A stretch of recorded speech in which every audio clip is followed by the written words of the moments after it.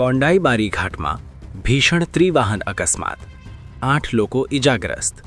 ધૂળે સુરત રાષ્ટ્રીય મહામાર્ગ પર આવેલા કોંડાઈબારી ઘાટમાં આજે ભીષણ ત્રિવાહન અકસ્માત થયો।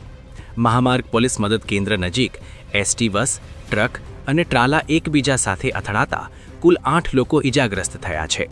આ અકસ્માત અંગે સ્થાનિક નાગરિકોએ ગંભીર આરોપ લગાવ્યા છે। તેમનો દાવો છે કે મહામાર્ગ પોલીસ મદદ કેન્દ્ર પર ગેરકાયદેસર વસૂલાત માટે ટ્રક રોકવામાં આવ્યો હતો, જેના કારણે આ અકસ્માત થયો।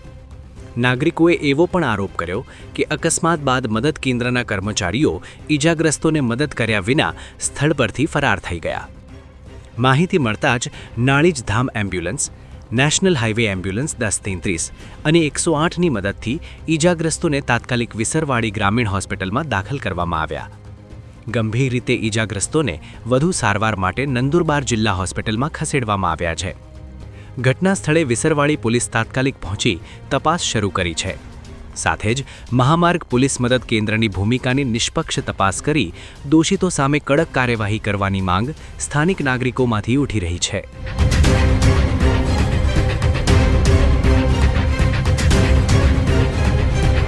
ब्रेकेट लावना बंद कराना आम्ही आणि एलो लावलो रह्यो आणि आजो काय अपघात जायो ते जबाबदार एला पोलीस वालाच रोई आणि हीने गावकरी येना आणि काय जायो त्या जबाबदार प्रशासन रोनारो माखना ओलो जाखनु महिमा आणि हाकाल जर लावलो रह्यो पे ब्रॅकेट ते ही कारवाई उसबी गावकरी नामा कारवाई को हुएला।